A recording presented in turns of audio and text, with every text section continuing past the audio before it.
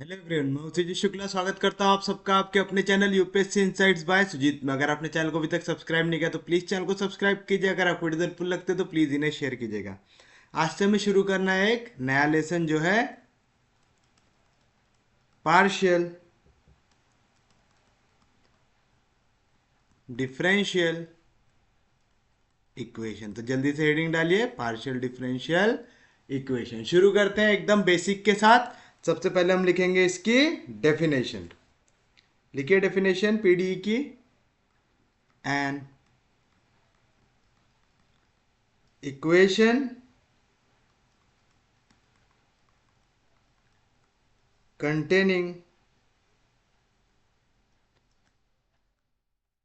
one or more partial derivatives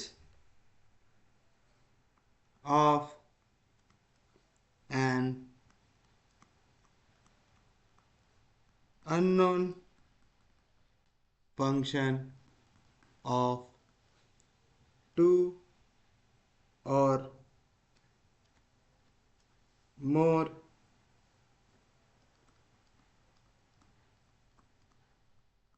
independent variables is known as a partial differential equation. अब आपको independent और dependent variable तो समझ में आ गए। अगर मैं बोल रहा हूं z, ये फंक्शन है x और y का, ऐसा कह रहा हूं। तो अगर मैं बोल रहा हूं z की वैल्यू दी है suppose x square plus y square, ऐसी दी हुई है। मैं इसको डिफ्रेंशिएट करूंगा विथ रिस्पेक्ट टू x, तो क्या वैल्यू बनेगी del z upon del x. मैं इसको डिफ्रेंशिएट करूंगा विथ रिस्पेक्ट टू y, तो क्या वैल्यू बनेगी del z upon del y. तो देखो यहाँ पे जो z की वैल्यू किस पे डिपेंड करती है, x और y की वैल्यू पे। तो हमारा x और y कौन से वेरिएबल हो गए, इंडिपेंडेंट वेरिएबल। वेयर एज मेरा z कौन सा वेरिएबल हो गया, डिपेंडेंट वेरिएबल। तो आपको क्या याद रखना है, जो भी वैल्यू, जो भी वेरिएबल के रिस्पेक्ट में आप डेरिवेटिव लगाते हो कौन सा होता है, इंडिपेंडेंट वाला होता है। तो याद रखिएगा, जो जिसके हिसाब से आप डेरिवेटिव लगा रहे हैं होता है इंडिपेंडेंट, और न्यूमरेटर पे जिस पे डेरिवेटिव लग रहा है होता है हमारे लिए डिपेंडेंट। समझ रहा है, डिपेंडेंट वो होता है जिसकी वैल्यू इंडिपेंडेंट पे डिपेंड करती है, क्योंकि z फंक्शन है x और y का। तो जैसे जैसे x और y की वैल्यू चेंज होती जाएंगी z की वैल्यू ऑटोमेटिकली चेंज होंगी। तो यहाँ पे क्या कह रहा है, आपको कितने इंडिपेंडेंट वेरिएबल्स चाहिए, दो या दो से ज्यादा। तो यानी पार्शियल डिफरेंशियल इक्वेशन बनाने के लिए आपको कितने लगेंगे, टू और more than two independent variable. तो जब आप उसमें पार्शियल डेरिवेटिव लगाएंगे एक अननोन फंक्शन पे, तो आपको क्या मिलेगा, पार्शियल डिफरेंशियल इक्वेशन मिलेगा। तो कुछ एग्जांपल्स के लिए लिख लो, जैसे पहली इक्वेशन लिख लीजिए, del z upon del x plus del z upon del y equals to z plus x y. दूसरी लिख लीजिए, del z upon del x का whole square plus del cube z upon del y cube equals to 2x into del z upon del x. Next लिख लीजिए, z into del z upon del x plus del z upon del y equals to x. इतनी सारी equations क्यों लिख रहे हैं, आपको समझ में आ रहा होगा। हम आगे जाके ऑर्डर पढ़ने वाले हैं, लीनियर कौन सी है, नॉन लीनियर कौन सी है, क्वाजी लीनियर, सेमी लीनियर कौन कौन सी है, वो फिर हम आगे पढ़ेंगे। तो पहले हम सिर्फ धीरे धीरे कर करके धीरे धीरे आगे बढ़ेंगे।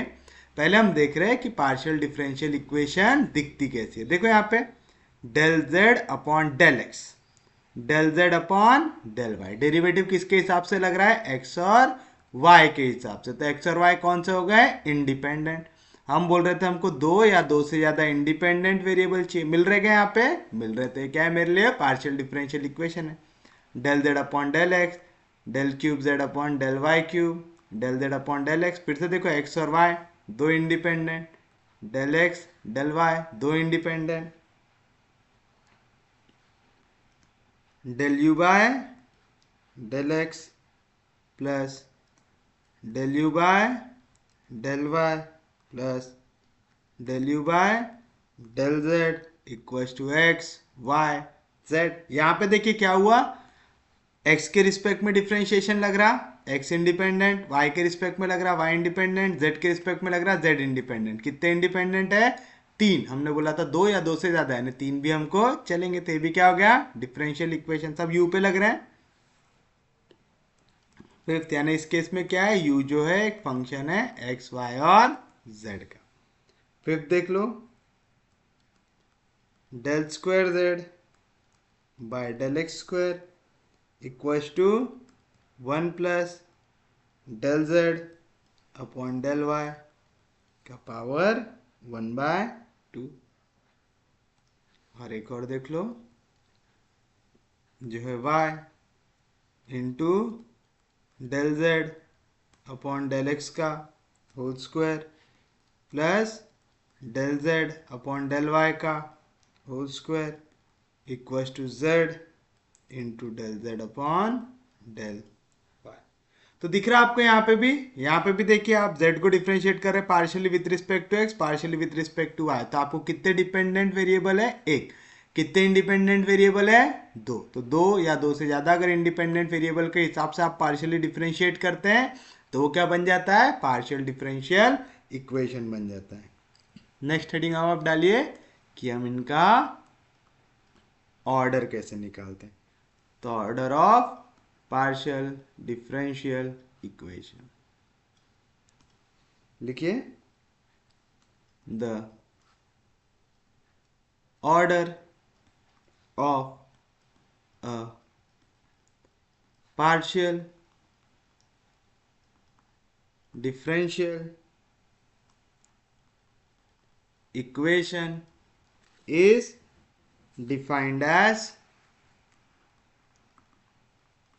is defined as the order of highest partial derivative occurring in the partial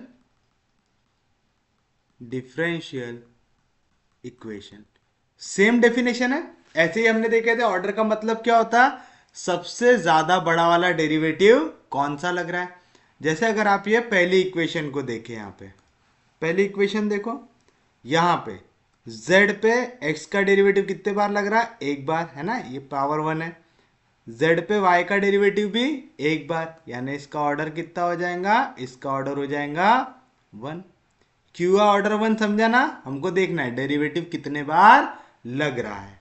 अभी अगर आप वाली टर्म को देखेंगे गौर से, del z upon del x का स्क्वायर, यहाँ पे डेरिवेटिव कितने बार लगा? एक बार।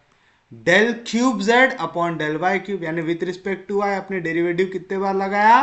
3 बार। Del z upon del x derivative कितने बार लगा? एक बार। सबसे बड़ा ऑर्डर क्या है? सबसे ज्यादा बार डेरिवेटिव कितने बार लगा? 3 बार। तो इसका ऑर्डर क्या आ जाएगा आपके लिए? 3 आ जाएगा। आएगा? समझ रहे ना? z del z upon del x कितने बार डेरिवेटिव? एक बार। Del z upon del y, y के रिस्पेक्ट में भी एक बार। सबसे ज्यादा बार कितने बार डेरिवेटिव लगा? एक बार। तो इसके लिए ऑर्डर कितना आ जाएगा आपके लिए? 1 आ जाएगा। आएगा? Del u by del x कितने बार डेरिवेटिव? एक बार। Del u by del y with respect to y भी एक बार। Del u by del z with respect to z भी एक बार, यानी तीनों में एक एक बार लग रहा है। तो इसका ऑर्डर क्या आ जाएगा? 1। सबसे बड़ा वाला देखना रहता हमको। यहां पे देखो, del square z by del x square, तो विथ रिस्पेक्ट टू एक्स कितने बार लग रहा है derivative? 2 bar.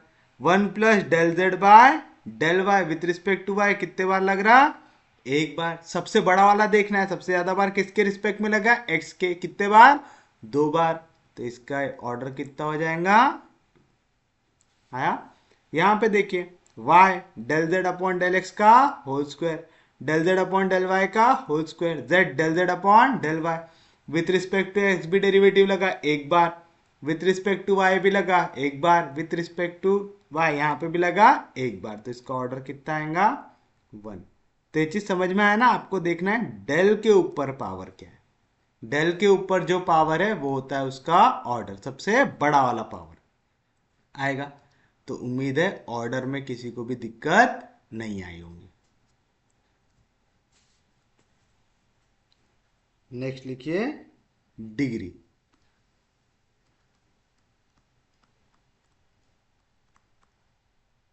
Degree of partial differential equation लिखिए, it is the degree of the highest order derivative which occurs in it after the equation has been rationalized, that is made free from radicals and fractions as far as derivatives are concerned। अब क्या कह रहा है, degree निकालने का तरीका क्या है, आपको देखना है डिग्री यानी पावर किसका, हाईएस्ट ऑर्डर डेरिवेटिव का। बट उस इक्वेशन में कहीं पे भी कोई भी डेरिवेटिव वाली टर्म यानी जहां पे भी डेल दिख रहा है वहां पे कहीं पे रूट नहीं होना चाहिए, स्क्वायर रूट, क्यूब रूट, किसी भी टाइप का फ्रैक्शन नहीं होना चाहिए पावर में, रेडिकल नहीं होना चाहिए, और साथ साथ डिवीजन में कोई भी डेल वाली वैल्यू नहीं होनी चाहिए। यानी अगर इक्वेशन कुछ इस तरीके से del z upon del x equal to 1 upon del z upon del x ऐसी दी हुई है, तो यहाँ पे del z upon del x कहाँ पे है, डिवीजन में। तो ऐसा चलेगा क्या, नहीं तो पहले इसको मल्टीप्लाई कर लो, तो आएगा del z upon del x into del z upon del x, हो जाएगा del z upon del x का होल स्क्वायर इक्वल टू 1। यहाँ पे कितने बार डेरिवेटिव लग रहा, एक बार, तो इसका ऑर्डर हो गया 1। यही सबसे बड़ी टर्म है, इसका पावर कितना दिख रहा 2, तो इसकी डिग्री हो जाएंगी 2 होगी।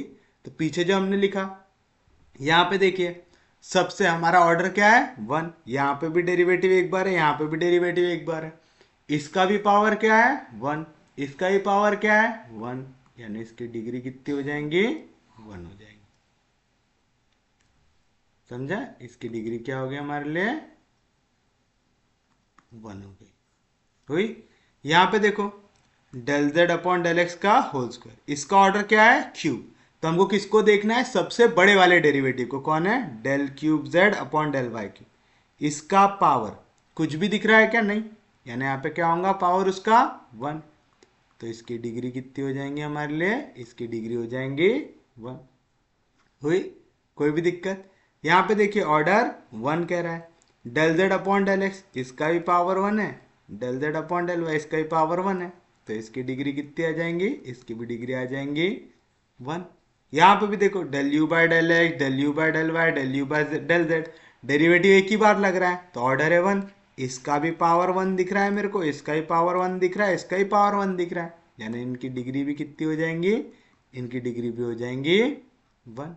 यहां पे देखो प्रॉब्लम है क्या, यहां पे पावर में दिख रहा है 1/2, पावर में 1/2 मतलब क्या है, वहां पे स्क्वायर रूट है, तो पहले मेरे को स्क्वायर रूट हटाना पड़ेगा, तो मेरे को क्या करना पड़ेगा स्क्वायरिंग बोथ साइड करना पड़ेगा, तो क्या हो जाएगा यहाँ पे del square z by del x square का होल स्क्वायर। यहाँ पे स्क्वायर और स्क्वायर रूट कैंसिल तो आएगा 1 plus del z by del Y.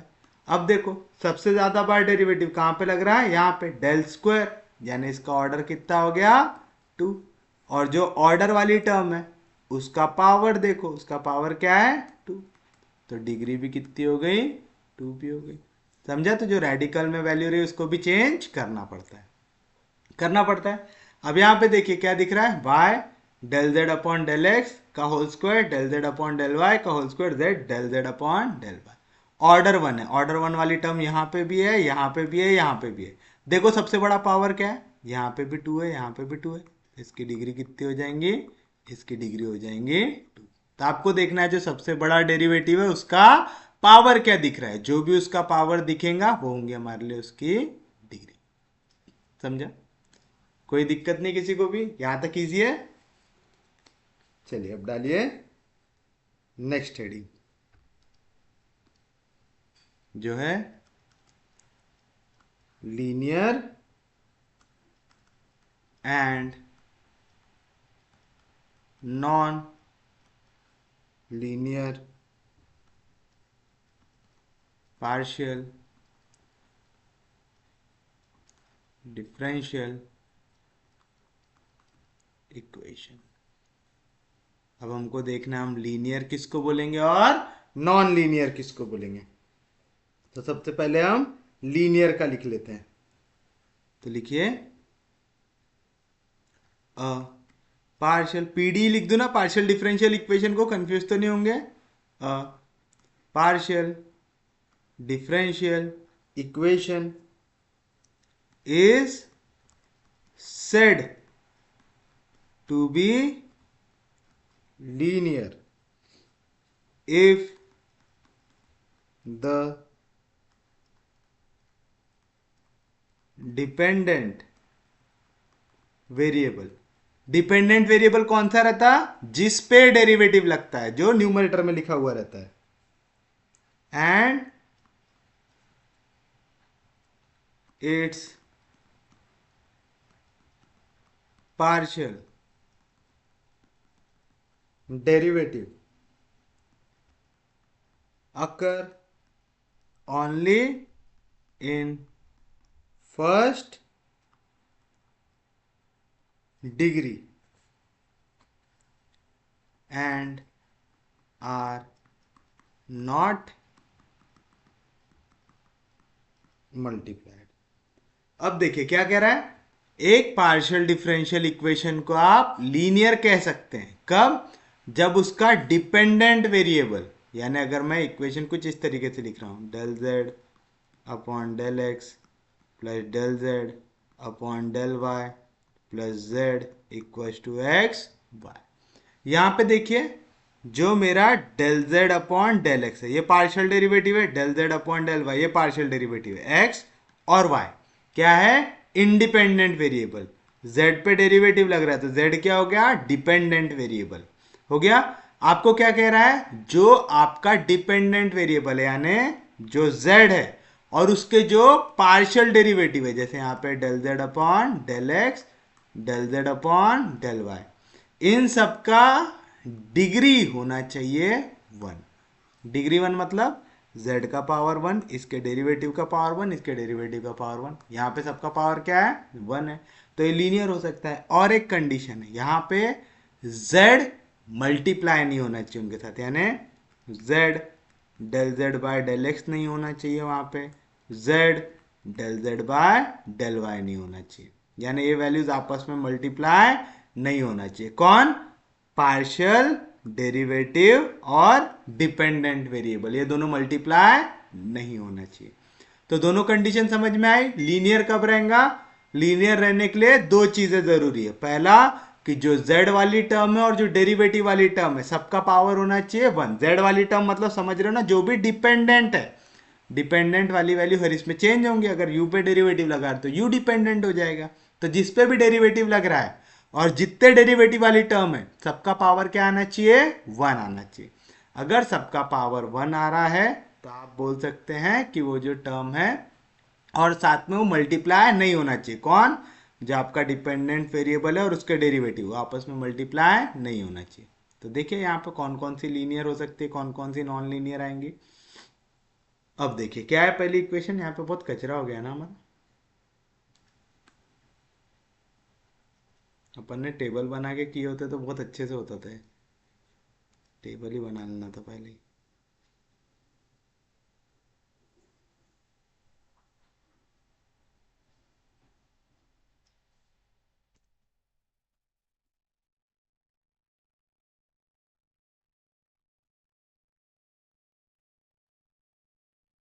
अच्छा, तो नॉन लीनियर की डेफिनेशन क्या आएंगी? जो लीनियर नहीं है ना? तो जो भी लीनियर नहीं रहेगा वो नॉन लीनियर में आ जाएगा, तो वो तो चीज़ें बताने की जरूरत नहीं है ना। तब हम इनमें से देखेंगे कौन सा लीनियर है और कौन सा लीनियर नहीं।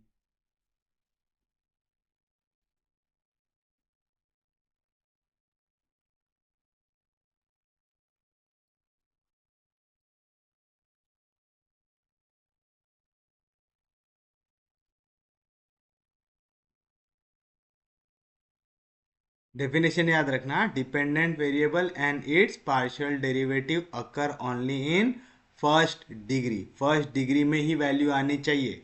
किसी का भी पावर अगर 1 से बढ़ा तो काम खत्म हो जाएगा वहीं पे। अब देखिए पहली वाली क्या दिख रहा है, del z upon del x, ये डेरिवेटिव है। Del z upon del y और जेड, इसका भी पावर 1 है, इसका भी पावर 1 है, इसका भी पावर 1 है, और यहाँ पे कोई भी वैल्यू मल्टीप्लाई नहीं हो रही। तो पहली इक्वेशन लीनियर है कि नहीं है? लीनियर है। तो ये इक्वेशन बन गया आपके लिए लीनियर बनी। Del z upon del x derivative है, उसका पावर आ गया 2। आगे देखने की जरूरत है क्या? नहीं। ये लीनियर है क्या? नहीं है, तो हो गया नॉन लीनियर। क्यों हुआ समझा? कोई भी डेरिवेटिव वाली टर्म का अगर पावर 1 से बड़ा आ जाए, या तो फिर जो डिपेंडेंट वेरिएबल है वो आपके डेरिवेटिव के साथ मल्टीप्लाई हो जाए, तो आपका काम खत्म है वहां पे। फिर आप इसको बोल नहीं सकते कि वो लीनियर है। अभी देखिए जैसे वाला क्वेश्चन लीनियर आएगा कि नॉन लीनियर आएगा। Del z upon del x derivative का पावर है 1, del z upon del x इसका पावर है 1, जेड का पावर है 1, तो लीनियर आएगा क्या? अगर आप सिर्फ एक पार्ट देखे तो लीनियर आएगा, लेकिन यहाँ पे z और del z upon del x दोनों क्या हो रहे हैं? मल्टीप्लाई हो रहे हैं। और हम लोगों ने क्या बोला था? इसके डेरिवेटिव और जो डिपेंडेंट वेरिएबल है वो कायम आकर होना चाहिए फर्स्ट डिग्री में, और मल्टीप्लाई भी नहीं होना चाहिए। यहाँ पे लोग क्या हो रहे हैं? मल्टीप्लाई हो रहे हैं। क्योंकि ये मल्टीप्लाई हो रहे हैं तो हम क्या बोल सकते हैं इसको? ये भी लीनियर नहीं है। समझा? Del u by del x power है 1, del u by del y power है 1, del u by del z power है 1। और यहाँ पे देखो u पे डेरिवेटिव लग रहा है, लग रहा है। तो देखो u हमारे लिए क्या हो गया? डिपेंडेंट x y z, ये क्या हो गए? Independent variable. तो देखो यहाँ पे जो हमारा डेरिवेटिव उनके पावर कितना आ रहा? 1। u की तो टर्म ही नहीं है यहाँ पे कहीं पे, तो सबका पावर क्या दिख रहा है हमको? 1 दिख रहा। तो लीनियर रहेगा कि नहीं रहेगा? ये भी लीनियर रहेगा, रहेगा। कोई दिक्कत नहीं, कोई डाउट नहीं। समझा? यहाँ पे देखिए, यहाँ पे पावर है 1/2, जैसे इसको स्क्वायर करेंगे क्या हो जाएगा? Del square z by del x square का होल स्क्वायर, डेरिवेटिव वाली टर्म पावर आ गया 2, क्या हो जाएगा? ये नॉन लीनियर हो जाएगा। होगा del z upon del x derivative वाली टर्म, उसका पावर क्या है? 2, क्या हो जाएगा? ये नॉन लीनियर हो जाएगा। तो यहाँ पे आपको कितने लीनियर के एग्जाम्पल दिखे? सिर्फ और सिर्फ 2। इक्वेशन नंबर 1 और इक्वेशन नंबर 4, सिर्फ 2 लीनियर थे, बाकी पूरे यहाँ पे क्या है? Non linear. तो नॉन लीनियर की डेफिनेशन बड़ी अच्छी हो गई, जो लीनियर नहीं है। ठीक है, तो लिखेंगे आप अ partial differential equation which is not linear is called non-linear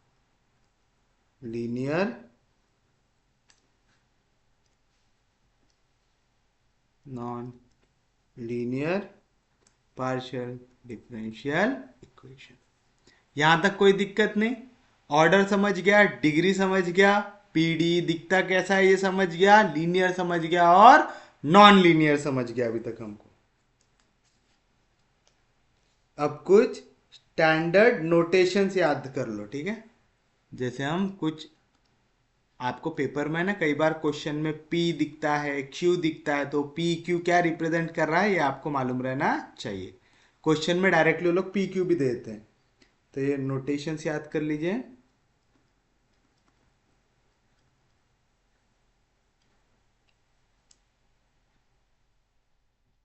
अभी देखो, अगर आपको 3 वेरिएबल दिए हुए x y z, तो याद रखना हम x y को जनरली इंडिपेंडेंट वेरिएबल लेते हैं, z को हम लोग डिपेंडेंट लेते हैं, यानी z पे डेरिवेटिव लगेगा with respect to x and y लगेगा। तो यहाँ पे p की वैल्यू होती है del z upon del x, q की वैल्यू होती है del z upon del y, r की वैल्यू होती है del square z by del x square, s की वैल्यू होती है del square z by del x del y, और t की वैल्यू होती है del square z by del y square. तब याद रख लेंगे, कहीं पे अगर मैं बोल रहा हूं कि आपको वैल्यू दी है p x plus q y equal to 0, मतलब क्या दिया हुआ है, p होता है del z upon del x into x, plus q होता है del z upon del y into y equal to 0। इसी तरीके से अगर r है, r की वैल्यू क्या होती है del square z by del x square. तो देखो alphabetically p q r s t है, तो पहले आपने डेरिवेटिव लगा विथ रिस्पेक्ट टू x, फिर लगा विथ रिस्पेक्ट टू y, फिर विथ रिस्पेक्ट टू x 2 बार, फिर x के साथ साथ y, फिर उसके बाद विथ रिस्पेक्ट टू y 2 बार। आ गया, कोई दिक्कत नहीं, याद रहेगा पक्के में सबको।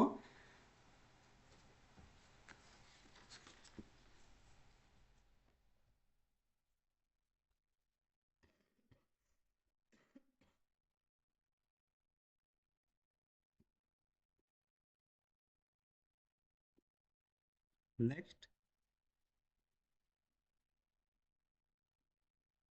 Classification of first order. First order बोल रहा है मतलब डेरिवेटिव कितने बार लगेगा, एक बार। कोई भी डेल स्क्वायर में जाएगा क्या, नहीं जाएगा। Classification of first order partial differential equation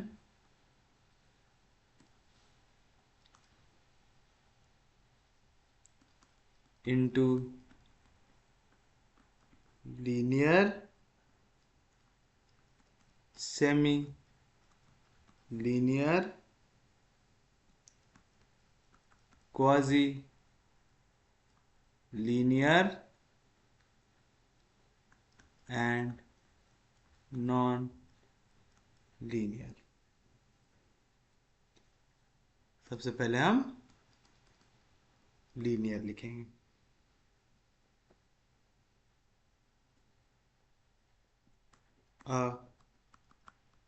first order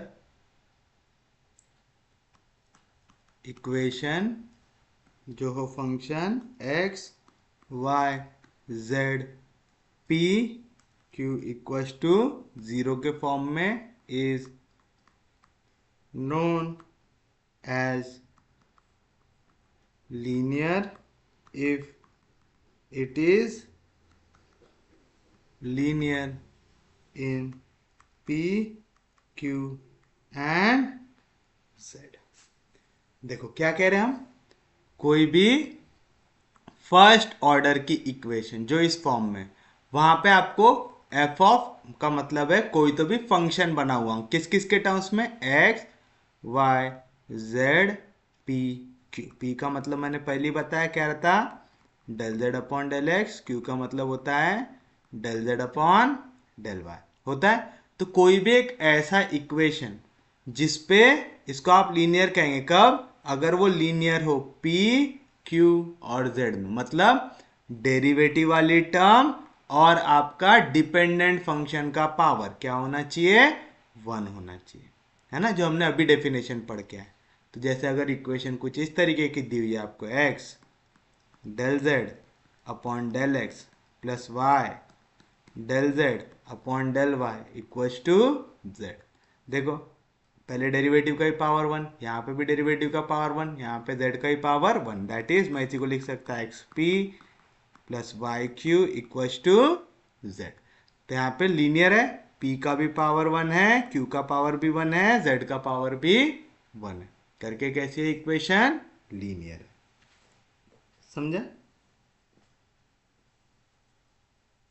अब जैसे हमारे बुक में एक और एग्जांपल दिया हुआ है कि ऐसा y x square p plus x y square q equals to x y z plus x square y cube.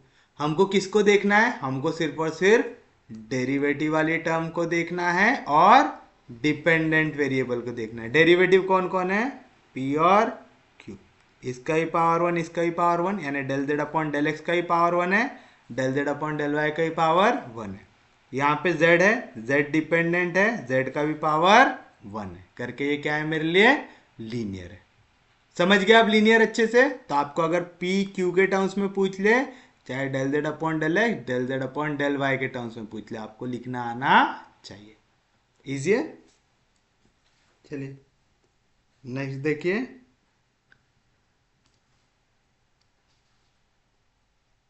जो है सेमी लीनियर। अब आपको देखना है सेमी लीनियर इक्वेशन। तो first order partial differential equation function of x y z p q equals to 0 is known as a semi linear equation if it is linear in p and q and the coefficients of p and q are functions of x and y only। क्या कह रहा, एक first order का PD, मतलब first order का मतलब समझ गया ना, z पे डेरिवेटिव विद रिस्पेक्ट टू x भी एक बार लग रहा, z पे डेरिवेटिव विद रिस्पेक्ट टू y भी एक बार लग रहा है। इक्वेशन जो उसमें del z upon del x वाली टर्म है जिसको हम p से डिनोट कर रहे हैं, del z upon del y वाली टर्म है जिसको हम q से डिनोट कर रहे हैं। इसको आप सेमी लीनियर बोल सकते, कब, जब वो इक्वेशन लीनियर हो p में और q में। मतलब आपकी जो p वाली टर्म है उसका पावर क्या होना चाहिए, 1, यानी del z upon del x का पावर होना चाहिए 1।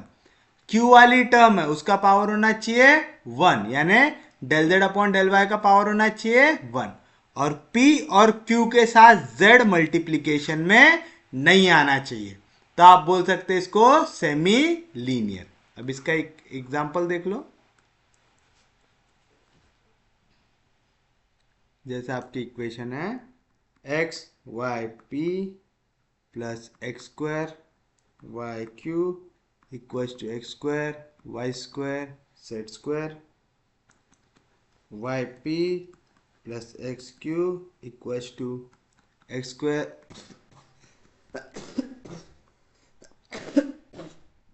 Sorry x square z square upon y square, ऐसी इक्वेशन दी हुई है।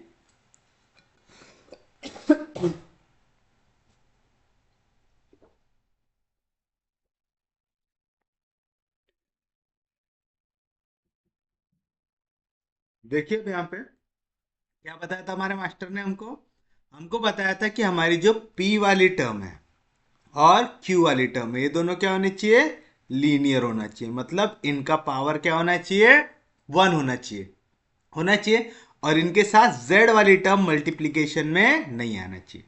देखो P है उसका पावर है 1, Q है उसका पावर है 1, P के साथ जो वैल्यू मल्टीप्लाई हो रही उनमें भी z नहीं है, P के साथ जो वैल्यू मल्टीप्लाई हो रही उनमें भी z नहीं है, z यहाँ पे, और z का पावर देखो क्या है, 2 है। अगर यहाँ पे z का पावर होता 1 तो ये पूरा क्या बन जाता, लीनियर बन जाता, लेकिन यहाँ पे z का पावर क्या है, 2, तो आप इसको बोलेंगे सेमी लीनियर। सेम चीज y इंटू पी का पावर है 1, x इंटू क्यू का पावर है 1। यहाँ पे एक भी वैल्यू z से मल्टीप्लाई हो रही क्या, नहीं हो रही। यहाँ पे z का पावर है 2, अगर z का पावर 1 होता तो लीनियर। डेरिवेटिव वाली टर्म का पावर है 1, z का पावर ग्रेटर देन 1 करके ये टर्म कौन सी होगी हमारे लिए, सेमी लीनियर। समझ गया सेमी लीनियर भी। Next,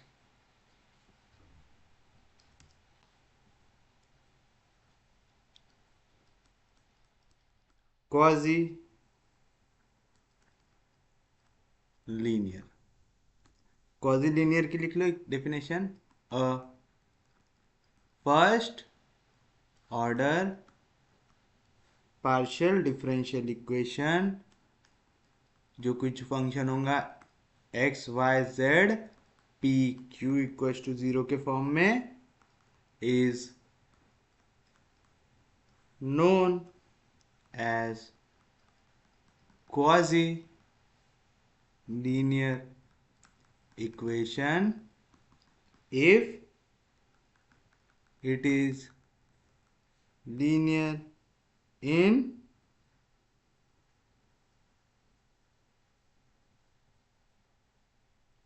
P and Q।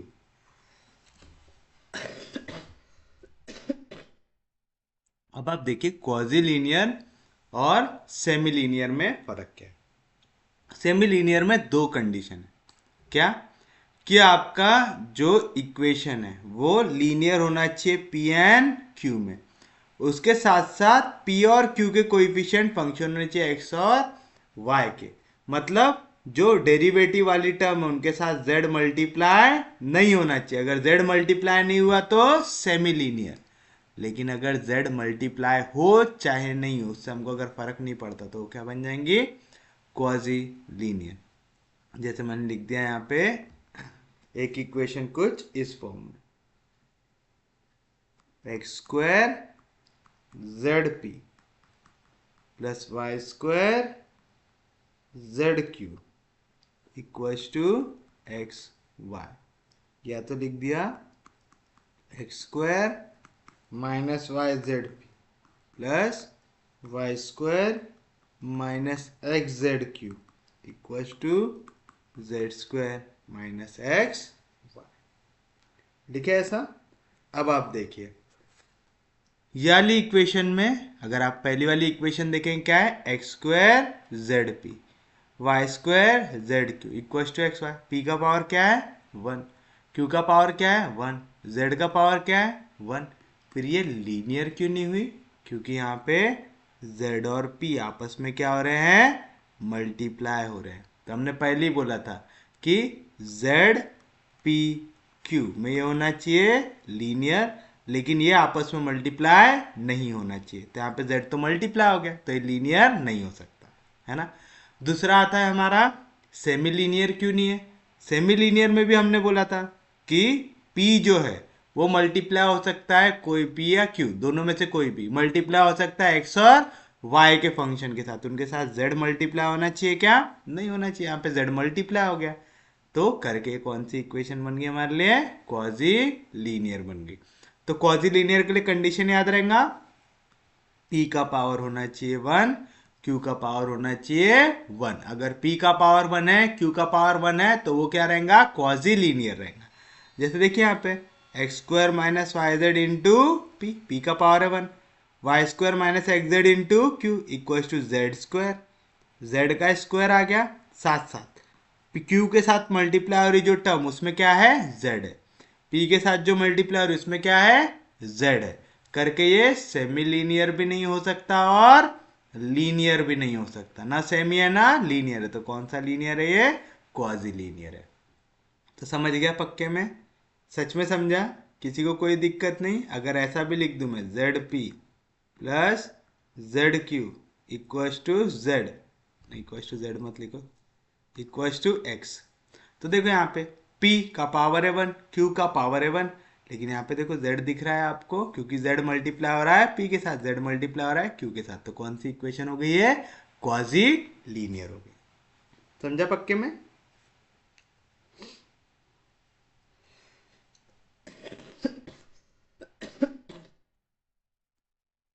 Non linear तो सबसे आसान है,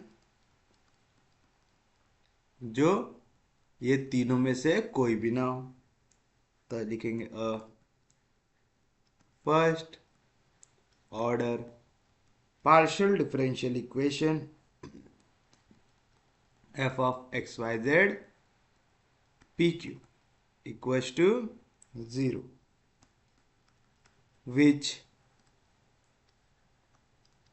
does not come under the above three types is known as non linear. इसके भी एग्जाम्पल लिख लो,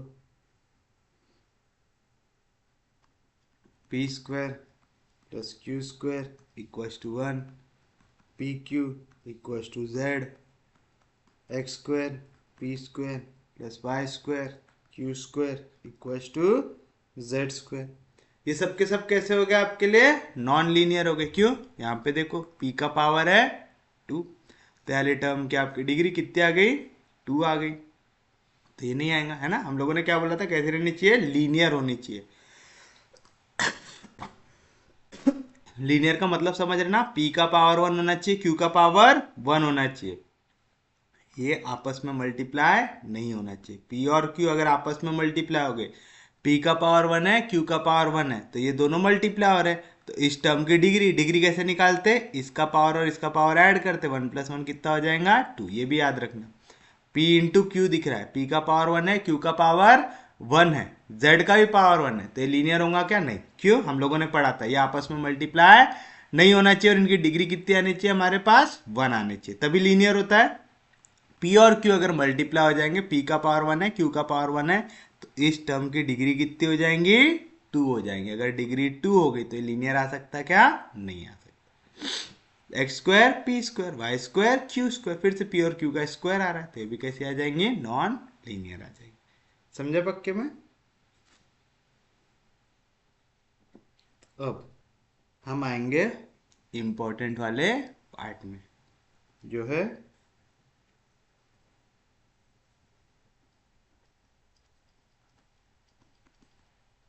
derivation of a partial differential equation by the elimination of arbitrary constant. अब देखो यहाँ से ऐसे क्वेश्चंस चालू होने वाले हैं जो आपके पेपर में आते हैं, तो अब इनको लाइटली लेना बंद कर देना। बेसिक समझ गया आप लोगों को? अब हम आएंगे वो पार्ट में जहाँ से क्वेश्चंस आते हैं। इसका लिख लो working rule.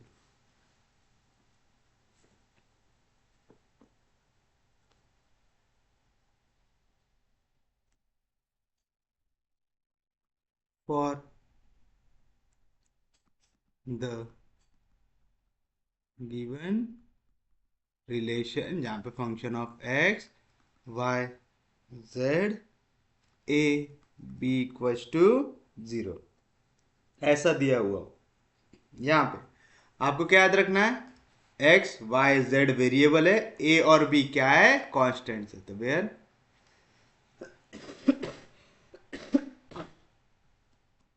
x y z are variables and a and b are ये क्या है, कॉन्स्टेंट्स है, याद रखेंगे। आप क्या करेंगे, आप ए और बी को रिप्लेस करने की कोशिश करेंगे, किससे, पी और क्यू से। मतलब ए और बी कांस्टेंट को हटाएंगे और इनके जगह आप डेरिवेटिव लाने की कोशिश करेंगे। अब वो कैसे आता है, यहां पे आपके पास तीन सिचुएशंस आती है, आपको तीन टाइप के क्वेश्चन मिल सकते हैं। तो ये भी लिख लो, देयर आर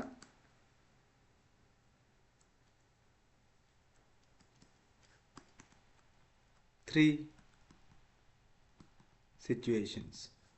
आपको समझ में आ रहा है ना, आपको किसको एलिमिनेट करना है, आर्बिट्ररी कांस्टेंट को। तो यहाँ पे ए और बी ये क्या है, आर्बिट्ररी कांस्टेंट लिखो, ठीक है।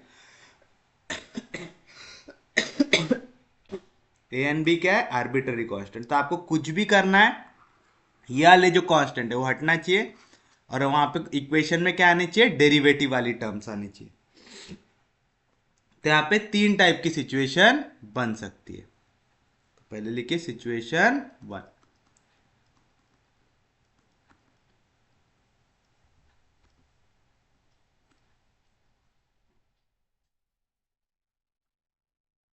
when the number of arbitrary constants is less than the number of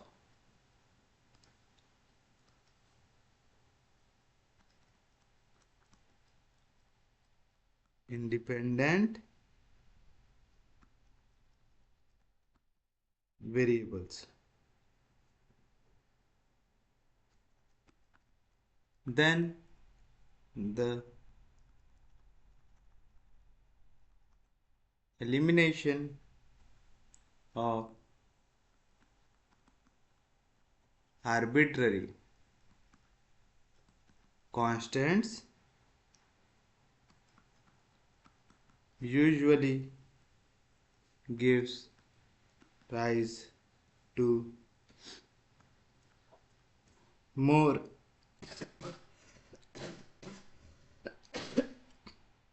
more than, sorry, more than one partial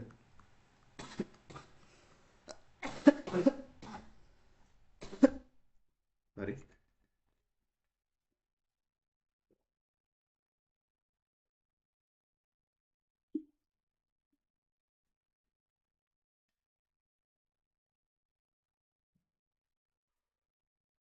more than one partial differential equation of order one. क्या कह रहा है, अगर आपके पास नंबर ऑफ आर्बिट्ररी कांस्टेंट ये less है किससे, number of independent variable. Independent variable कौन से होते हैं, जिनके हिसाब से डेरिवेटिव हम लगाने वाले हैं। Then elimination of arbitrary constant usually gives rise to more than one partial differential equation of order one।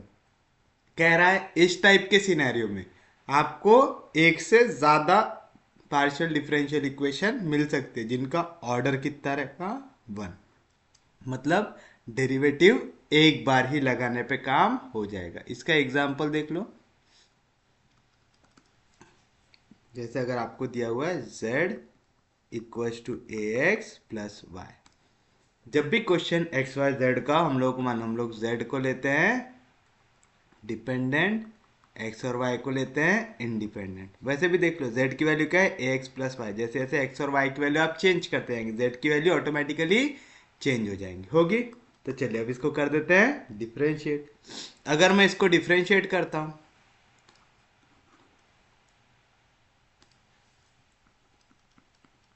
Differentiate equation one with differentiate equation 1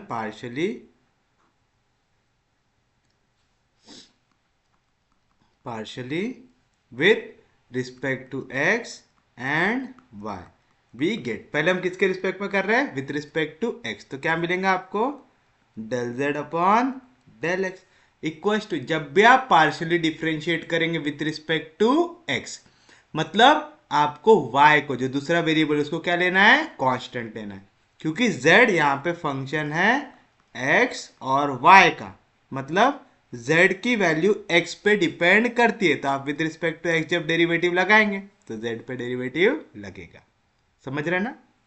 तो आपके हमेशा डिपेंडेंट वाले पे डेरिवेटिव लगता है, जो इंडिपेंडेंट वाली वैल्यू रही, एक के हिसाब से डेरिवेटिव लगा रहे तो दूसरा कांस्टेंट, दूसरे के हिसाब से लगा रहे तो पहला वाला constant.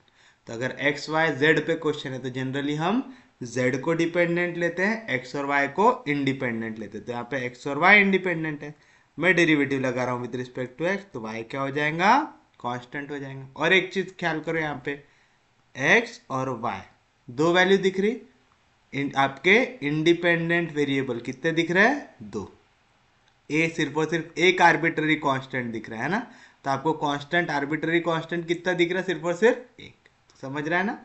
Del z upon del x लगा रहे, बताइए ए कांस्टेंट है डेरिवेटिव के बाहर, एक्स का derivative with respect to x 1 हो जाएगा, y कांस्टेंट है उसका डेरिवेटिव 0, यानी आपको क्या मिला, del z upon del x की वैल्यू मिली ए, मिली, कोई दिक्कत नहीं, कोई डाउट नहीं।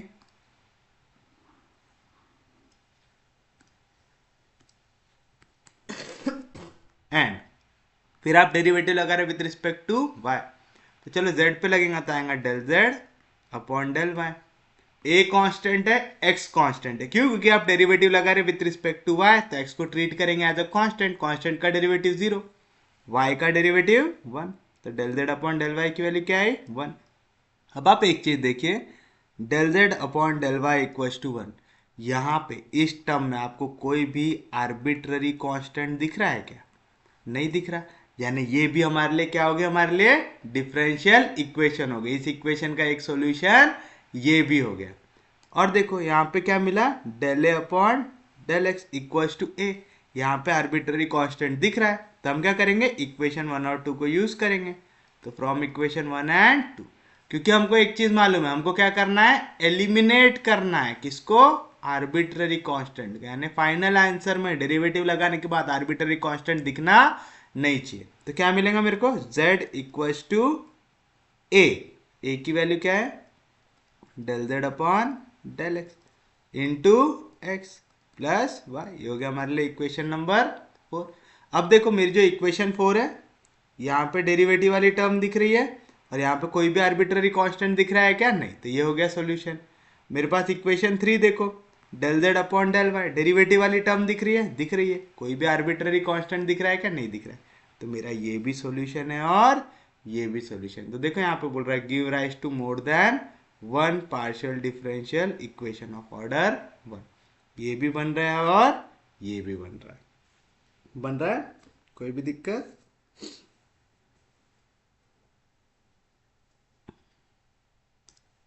लिख लो, here we get 2 partial differential equation, कौन कौन सी, 3 and 4, 3 और 4 को क्यों लिए, there are no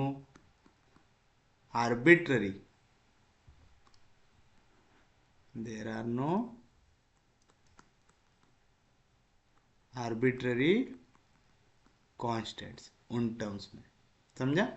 तो आपने जैसे ही इक्वेशन से आर्बिट्ररी कांस्टेंट को हटा लिया तो आप कह सकते हैं कि आपने पार्शियल डिफरेंशियल इक्वेशन बना लिया। कैसे बनाया समझा, तो पहली सिचुएशन में क्या बोल रहा है, नंबर ऑफ इंडिपेंडेंट वेरिएबल ये ज्यादा होना चाहिए, किससे, आर्बिट्ररी कांस्टेंट से, तो उस केस में आपको एक से ज्यादा पार्शियल डिफरेंशियल इक्वेशन मिल सकती है, उनका ऑर्डर कितना रहेगा, 1, यानी डेरिवेटिव कितने बार लगेगा, एक बार। सेकेंड सिचुएशन 2, लिखिए, when the number of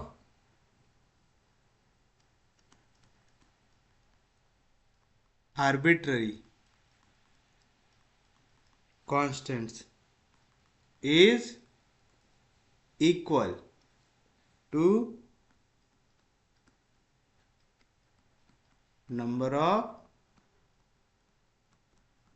independent variables, then the elimination of arbitrary constants shall give rise to a unique partial differential equation of order 1। क्या कह रहा है आपको? सेकेंड सिचुएशन में कह रहा है जितने आर्बिट्ररी कांस्टेंट है उतने ही आपके पास इंडिपेंडेंट वेरिएबल है। ऐसे केसेस में आपको सिर्फ और सिर्फ एक ही पार्शियल डिफरेंशियल इक्वेशन मिलेगा जिसका ऑर्डर क्या रहेगा? 1 रहेगा। यानी यहाँ पे एक से ज्यादा मिल सकते क्या? नहीं, सिर्फ और सिर्फ एक ही मिलेगा और वो यूनिक रहेगा। एक ही सॉल्यूशन आ सकता है, उसके बजाय और कोई सॉल्यूशन नहीं आ सकता। जैसे इसका भी एग्जांपल देख लो।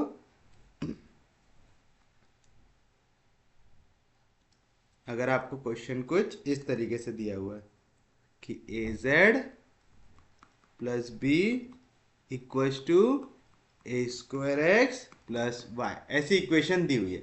अब देखो यहाँ पे कितने आर्बिट्ररी कांस्टेंट दिख रहा है आपको? ए और बी दिख रहे हैं। तो ए और बी कितने आर्बिट्ररी कांस्टेंट हो गए? 2। हमको मालूम z कौन सा रहता है? Dependent variable. तो x और y कौन से हो गए? Independent variable. x और y इंडिपेंडेंट वेरिएबल कितने हो गए? 2। तो number of arbitrary constant equal है नंबर ऑफ इंडिपेंडेंट वेरिएबल से। तो इस केस में कितना सॉल्यूशन बनना चाहिए हमारे पास? सिर्फ और सिर्फ एक। तो चलिए देखते हैं बनता है कि नहीं बनता। तो आप लेंगे differentiate equation 1 partially with respect to x और फिर उसके बाद y। वी गेट, बताइए क्या मिलेगा आपको? पहले डिफरेंशिएट करेंगे विथ रिस्पेक्ट टू x। तो a कांस्टेंट है, डेरिवेटिव के बाहर। z का derivative with respect to x del z upon del x। याद रखना z है डिपेंडेंट तो इस पे डेरिवेटिव लगेगा। कौन सी वैल्यू कांस्टेंट आ जाती? इंडिपेंडेंट वाली। यहाँ पे x और y इंडिपेंडेंट है, अभी हम डेरिवेटिव लगा रहे विथ रिस्पेक्ट टू x, तो y को ट्रीट करो एज अ कांस्टेंट। चलो b कांस्टेंट है, b का डेरिवेटिव 0, लिखने की जरूरत है नहीं। ए स्क्वायर कांस्टेंट है, डेरिवेटिव के बाहर। x का derivative with respect to x 1, y constant है, उसका डेरिवेटिव 0। तो क्या मिला? a del z upon del x is equal to a का स्क्वायर। यहाँ पे a मल्टीप्लीकेशन में इधर आएगा तो डिवीजन में, तो क्या मिलेगा? Del z upon del x equal to a मिला। तो हो गया इक्वेशन नंबर 2। एंड अब डिफरेंशिएट करो partially with respect to y। A constant है, डेरिवेटिव के बाहर। z का derivative with respect to y del z upon del y। B constant है, उसका डेरिवेटिव 0। ए स्क्वायर एक्स कह रहा है, ए स्क्वायर एक्स दोनों के दोनों क्या है? कांस्टेंट। ए आर्बिट्ररी कांस्टेंट है, अभी आप डेरिवेटिव लगा रहे विथ रिस्पेक्ट टू y, तो आप x को ट्रीट करेंगे एज अ कांस्टेंट। x भी कांस्टेंट, ए स्क्वायर भी कांस्टेंट, तो उसका डेरिवेटिव 0। y का derivative with respect to y हो जाएगा 1। हो जाएगा, कोई भी दिक्कत, कोई भी डाउट? तो दैट इज, मैं ऐसा बोल सकता हूं क्या कि यहाँ पे मैं a की वैल्यू निकाल सकता हूं। a क्या होगा? 1 upon del z upon del y होगा। कोई भी दिक्कत, कोई भी डाउट? समझा यहाँ तक? नहीं तो हम यहाँ पे सब्स्टिट्यूट कर देते ना, काहे के लिए इतना नाटक करेंगे। चलो इसको दे दो इक्वेशन नंबर 3 दे दिए। तो फ्रॉम इक्वेशन 2 एंड 3। देखो अभी इक्वेशन 2 में भी आर्बिट्ररी कांस्टेंट है, 3 में भी आर्बिट्ररी कांस्टेंट है, तो अभी तक हमारी पार्शियल डिफरेंशियल इक्वेशन बनी क्या? नहीं, आर्बिट्ररी कांस्टेंट हटना चाहिए। क्या है? A del z upon del y equal to 1, और ए की वैल्यू है हमारे पास क्या है? Del z upon del x. तो ए की जगह रख दो, क्या आ जाएगा? Del z upon del x into del z upon del y equal to 1। समझा पक्के में? कोई दिक्कत नहीं। तो ये रहेगा आपके लिए रिक्वायर्ड पार्शियल डिफरेंशियल इक्वेशन। कितनी मिली? सिर्फ और सिर्फ एक ही मिली। समझा? यहाँ पे आपने ए की जगह वैल्यू रख दी del z upon del x. यहाँ पे कोई भी आर्बिट्ररी कांस्टेंट दिख रहा है क्या? नहीं दिख रहा है। Del z upon del x, यानी जेड पे डेरिवेटिव कितने बार लगा? एक बार। Del z upon del y, z पे डेरिवेटिव कितने बार लगा? एक बार। एक बार अगर डेरिवेटिव वन लग रहा है मतलब ऑर्डर कितना आ रहा? 1 है। इस टर्म का ऑर्डर 1, भले ही डिग्री 1 नहीं है। क्यों? ये दोनों वैल्यू क्या हो रही? मल्टीप्लाई हो रही। Del z upon del x इसका पावर 1 है, del z upon del y इसका पावर 1 है, तो इस टर्म का डिग्री क्या आएगा? 1 + 1। डिग्री कितनी हो गई? 2 हो गई। तो हम डिग्री की बात कर रहे हैं क्या? नहीं, हम किसकी बात कर रहे हैं? ऑर्डर की। ऑर्डर मतलब डेरिवेटिव कितने बार लग रहा? कितने बार लग रहा? एक बार लग रहा है।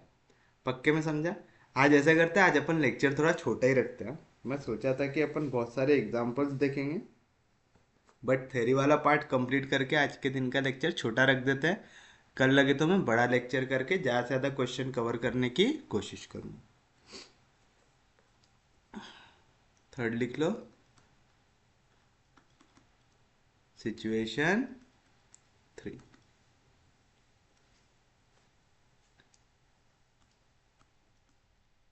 when the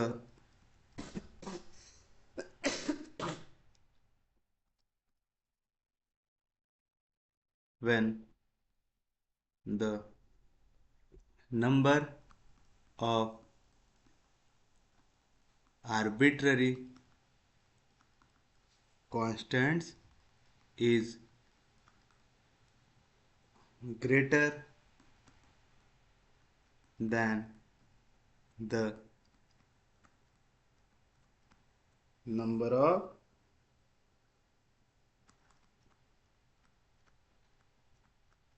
independent variables, then the elimination of arbitrary constants leads to a partial differential equation of order usually greater than 1। याद रखना, हम लोग यहाँ पे यूजुअली वर्ड यूज कर रहे हैं। हाँ? ऐसा लकीर का फकीर मत बन जाना कि मास्टर ने तो बोला था ऑर्डर 1 ही चाहिए या ऑर्डर ग्रेटर देन 1 ही चाहिए। कम भी आ सकता है, बट हम जनरल सेंस की बात कर रहे हैं। Greater than 1।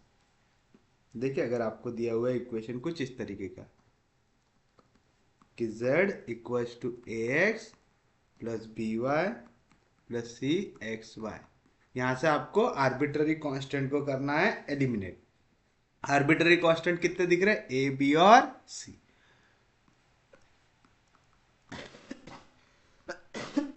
तीन आर्बिट्ररी कांस्टेंट, एक्स और वाई, दो इंडिपेंडेंट वेरिएबल। चलिए फर्स्ट स्टेप क्या रहेंगे? आप इसको करेंगे differentiate equation 1 partially with respect to x and y, we get. तो चलो पहले करेंगे विथ रिस्पेक्ट टू एक्स। तो क्या मिलेगा? z का डेरिवेटिव आ जाएगा del z upon del x equal to a constant है डेरिवेटिव के बाहर, x का derivative with respect to x हो जाएगा 1, b कांस्टेंट है, आप विथ रिस्पेक्ट टू x लगा रहे तो y भी हो जाएगा कांस्टेंट। कांस्टेंट टर्म का डेरिवेटिव 0, लिखने की जरूरत है नहीं, प्लस c कांस्टेंट है डेरिवेटिव के बाहर, y भी कांस्टेंट है, मल्टीप्लीकेशन में है तो डेरिवेटिव के बाहर, x का derivative with respect to x 1 हो जाएगा। तो हो गया आपके लिए इक्वेशन नंबर 2। एंड सेम चीज करो अब किसके लिए, विथ रिस्पेक्ट टू y। तो z का derivative with respect to y क्या आएगा, del z upon del y। y वाली टर्म ले रहे तो x का डेरिवेटिव क्या आएगा, जीरो, क्योंकि ये पूरी टर्म होगी कांस्टेंट, कांस्टेंट का डेरिवेटिव जीरो। b कांस्टेंट है, डेरिवेटिव के बाहर, y का derivative with respect to y 1 होता है। फिर उसके बाद प्लस c और x कांस्टेंट है, डेरिवेटिव के बाहर आ जाएगा, y का derivative with respect to y 1 हो जाएगा। ये हो गया इक्वेशन नंबर 3। अब आप यहाँ पे देखिए आपको क्या दिख रहा है,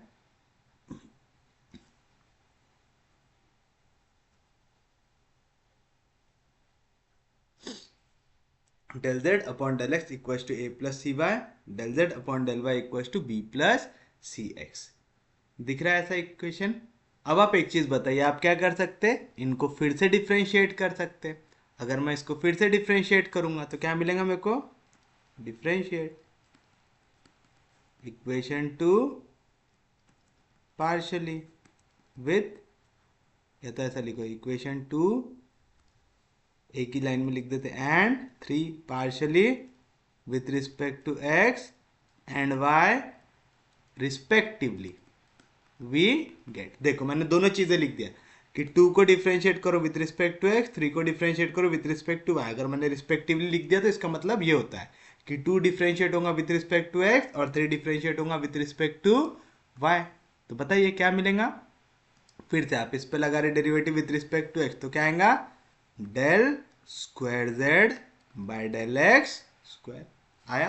a कांस्टेंट है उसका डेरिवेटिव जीरो, c और y दोनों के दोनों क्या है, कांस्टेंट, तो उसका डेरिवेटिव जीरो।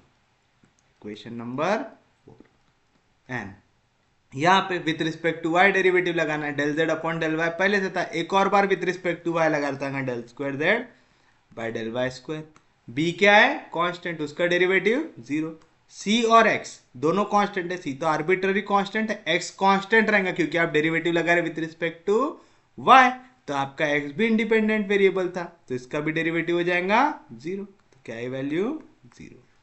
तो आप देख रहे हैं यहाँ पे आएगा आपका एक डिफरेंशियल इक्वेशन, और आप ये वाली इक्वेशंस को भी यूज करके एक नया डिफरेंशियल इक्वेशन बना सकते हो। कैसे बना सकते हैं, ये इक्वेशंस को यूज करो, कौन कौन सी, z equal to a x plus b y plus c x y, इसको कैसे यूज करेंगे। अब आप देखिए आपको यहाँ पे दिख रहा है a प्लस सी वाई, यहाँ पे दिख रहा है b प्लस सी एक्स दिख रहा है। हमको देखो यहाँ पे a के साथ क्या दिख रहा है, x दिख रहा है, b के साथ क्या दिख रहा है, y दिख रहा है। ये टर्म्स काय में दिख रही है, एडिशन में दिख रही है। तो हम क्या करेंगे, हम करेंगे मल्टीप्लाई इक्वेशन 2 को काय से, x से, क्योंकि मेरे को a के साथ क्या दिखना चाहिए, x दिखना चाहिए।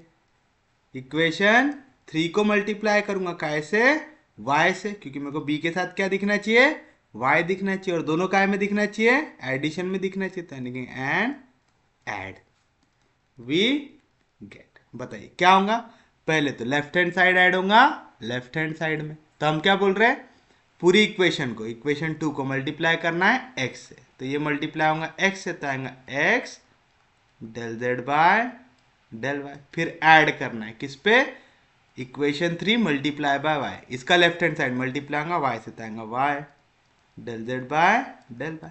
लेफ्ट हैंड साइड तो हो गया, तो राइट हैंड साइड ने कोई पाप किया क्या, नहीं, उसको भी कर लो।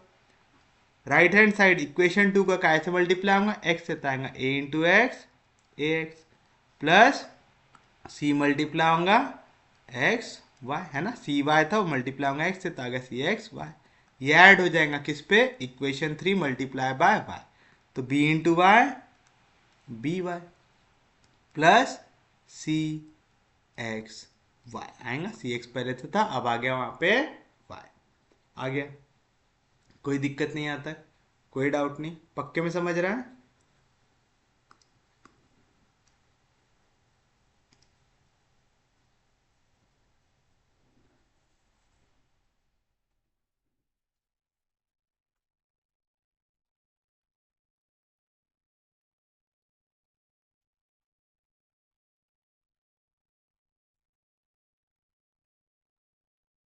देखिए यहाँ पे आपका इतना करने के बाद भी पूरा आर्बिट्ररी कांस्टेंट यहाँ पे दिख रहा है, लेकिन हमको मालूम z की वैल्यू क्या है, ax plus b y plus c x y दिख रहा है। मेरे को यहाँ पे क्या दिख रहा है, ax plus b y plus c x y. इसके पूरे के जगह मैं क्या लिख सकता हूँ, z लिख सकता हूँ। तो लिख दीजिए, तो आएगा x del z by del y plus y del z by del y, ये पूरी टर्म के जगह आ गया z plus c x y. कहाँ से आई ये वैल्यू, फ्रॉम इक्वेशन नंबर 1। पर अभी भी यहाँ पे c तो चिपका हुआ है, c आर्बिट्ररी कांस्टेंट है। अब हमको कुछ तो भी करके यहाँ से c को हटाना है, तो मैं इसको देता हूँ इक्वेशन नंबर ए। अब c कैसे हट सकता है, अब आप डेरिवेटिव वाली टर्म में ढूंढो, कहीं पे आपको c दिख रहा है क्या।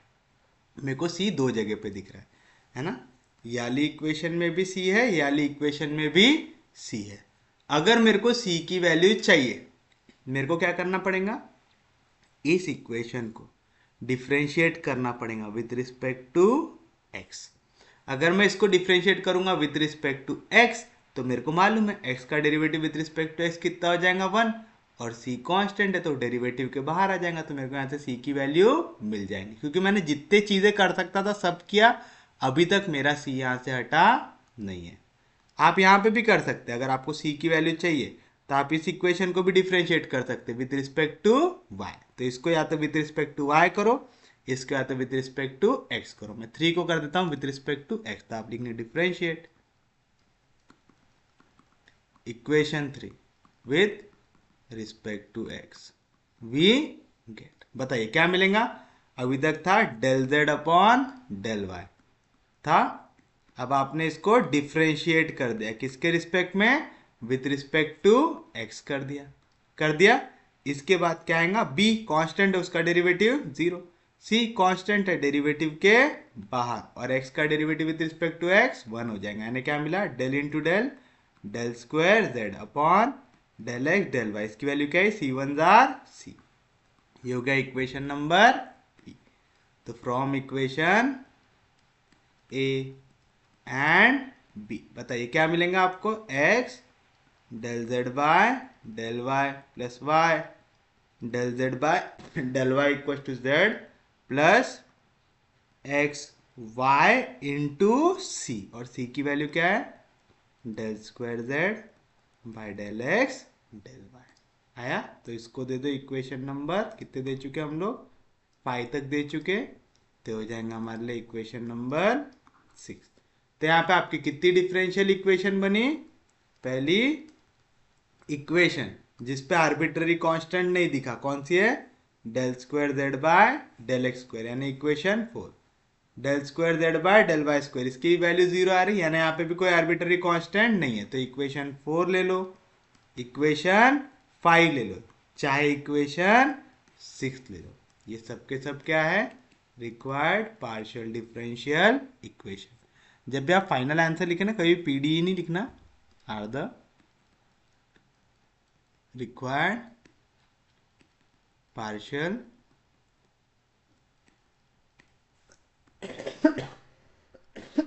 Differential equation. तो आप देखें, आपको तब तक उसको सॉल्व करना है जब तक आर्बिट्ररी कांस्टेंट हटते नहीं। पहले कोशिश करना कि कितने कम से कम डेरिवेटिव लगाने पे आपके पार्शियल डिफरेंशियल वैल्यू जो आर्बिट्ररी कांस्टेंट है वो हट जाए। लेकिन जब तक नहीं हटते तब तक या तो डेरिवेटिव लगाओ या तो जुगाड़ लगा के, जैसे हमने यहाँ पे ये इक्वेशंस को यूज किया, फिर भी हमारा आंसर नहीं आया, फिर हमने फिर से डेरिवेटिव लगाया। नहीं तो हम लगाते थे क्या डेरिवेटिव, नहीं लगाते थे। समझा पक्के में। तो उम्मीद है आपको इतना पार्ट समझ में आया होगा। आज का बेसिक का लेक्चर हम यहीं तक रखते हैं। कल हम इस टॉपिक को डिटेल में देखेंगे, इसके पूरे इंपॉर्टेंट वाले क्वेश्चन देखेंगे, फिर हम बढ़ेंगे हमारे नेक्स्ट टॉपिक की ओर। तो उम्मीद है आपको आज का लेक्चर समझ में आया होगा। अगर आपको लेक्चर समझ में आ रहा है, यूजफुल लग रहा है, तो प्लीज़ चैनल को सब्सक्राइब कीजिए, वीडियो को शेयर कर दीजिए। सबसे इंपॉर्टेंट चीज़, पढ़ते रहिए, रिवाइज करते रहिए। हम लोग मिलेंगे कल, तब तक के लिए take care, have a nice day.